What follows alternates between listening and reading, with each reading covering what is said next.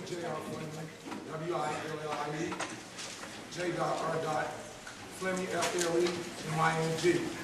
I'm a human rights observer, educator, and monitor with the Poor People Economic Human Rights Campaign, the National Community Organizing Director with the Hip Hop Congress.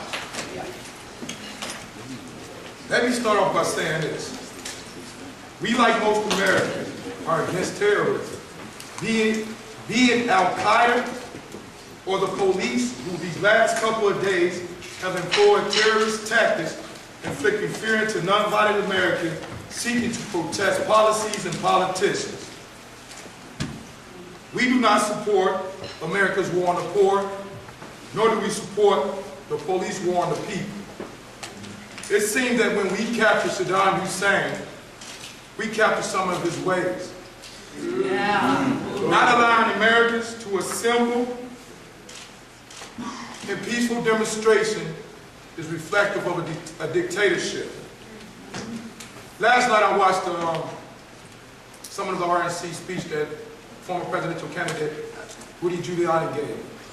He talked about Islamic terrorists. These young men and women who have been arrested these last couple of days are not Islamic terrorists.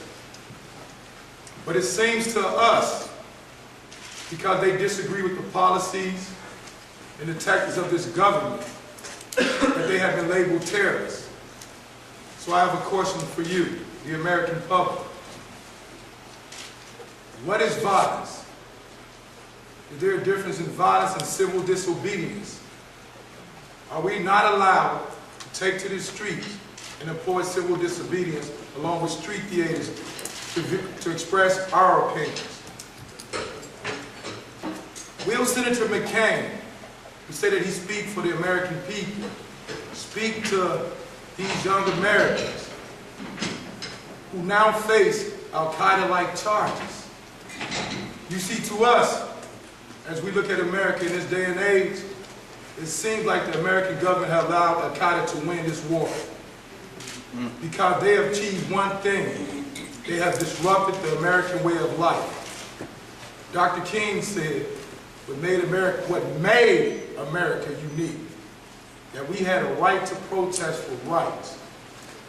In these last couple of days, the fear tactic employed by law enforcement agencies have inflicted Americans in their ability to take to the streets.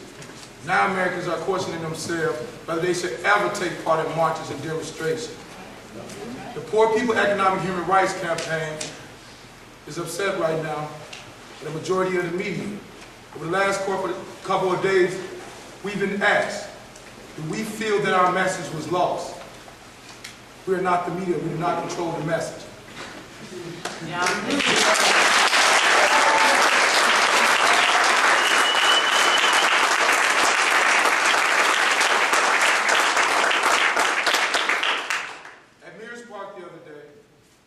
We had various anarchist groups to raise their fists in solidarity and unity if they can follow the lead of our security force. And they did.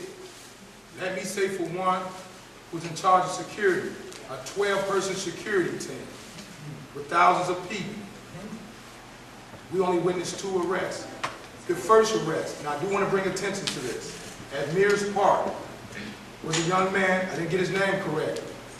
Before he was arrested, during the speech, he had a large puppet. The police told him the sticks was too long. Later the next day, when we seen the newspaper, we realized this was the same young man who was just told 20 minutes earlier that the sticks on the puppets was too long. Right then and there, our security team realized that he was a target. But this was just a divisive tactic employed by law enforcement agencies to keep chaos going on. This is not the first march at a convention that the Poor People Economic Human Rights Campaign has put on. This is the 3rd. And we've seen this in 2004 in New York and in 2000 in Philadelphia. Also, I want to talk about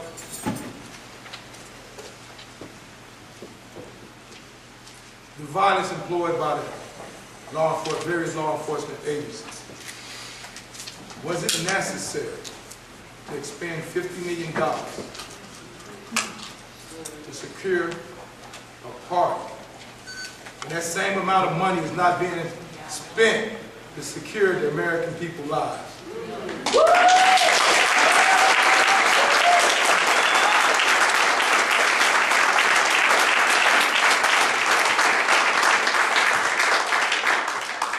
$50 million. How many people could that have housed? How much health care could that have brought to Minnesota? How could $50 million help poor people being educated? These are some of the questions we like to ask.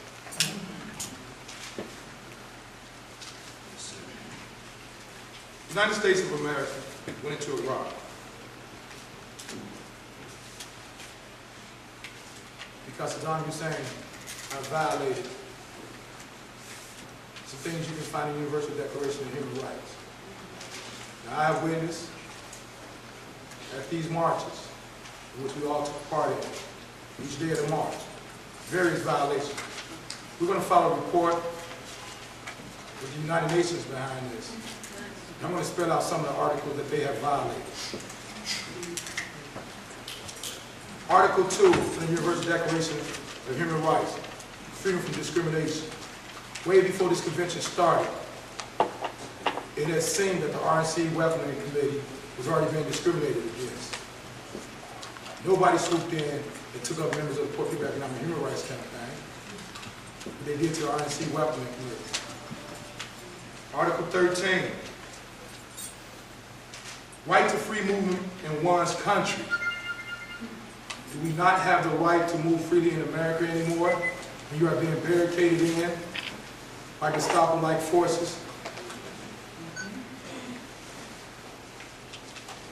Article 20, right for peaceful assembly and association. When the main Articles of America went in and removed Saddam Hussein from power, he was not allowing his people to express their differences of opinions with his government. This has been reflective at the RNC this week. When we are forced into violence, I say this again, people were forced into violence by the police at the dispersal of the Poor People Economic Human Rights Campaign march. Marchers was boxed in. A majority of the marchers was boxed in. You have forces coming from this way, this way, this way, in a non-violent manner.